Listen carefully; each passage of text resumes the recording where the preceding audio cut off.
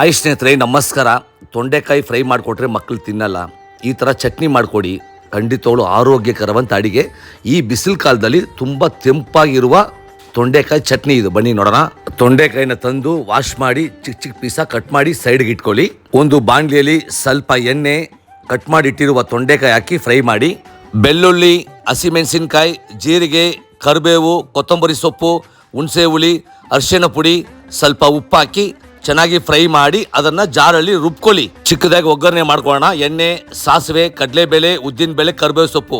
Ready ಆಯ್ತು ತೊಂಡೆಕಾಯಿ ಚಟ್ನಿ. ಖಂಡಿತವಾಗ್ಲಿ ಸಖತ್ತಾಗಿದೆ. ನೀವು ತಿನ್ಬೇಕಾ, ತಡ ಮಾಡಕ್ ಹೋಗ್ಬೇಡಿ. ಇವತ್ತೇ ಮೇಲೆ ಟ್ರೈ ಮಾಡಿ, ಹೇಗಿತ್ತಂತ ಕಮೆಂಟ್ ಮಾಡೋ ಮಾತ್ರ ಮರಿಬೇಡಿ ಸ್ನೇಹಿತರೆ. ಇಡ್ಲಿಗೆ, ದೋಸೆಗೆ, ಚಪಾತಿಗೆ, ಬಿಸಿ ಬಿಸಿ ಅನ್ನಕ್ಕೆ ಸೂಪರ್ ಕಣ್ರಿ. ಅಷ್ಟು ಸಖತ್ತಾಗಿರುತ್ತೆ. ಅಡಿಗೆ ಮಾಡುವಾಗ ಖುಷಿಯಿಂದ ಅಡಿಗೆ ಮಾಡಿ. ಸುಮಾರು ಅಡಿಗೆನು ಸೂಪರ್ ಆಗಿರುತ್ತೆ. ಬಿಸಿ ಬಿಸಿ ಮಾಡ್ಕೊಳ್ಳಿ, ಖುಷಿ ಖುಷಿಯಾಗಿ ತಿನ್ಕೊಳ್ಳಿ, ಮಜಾ ಮಾಡಿ ಸ್ನೇಹಿತರೆ.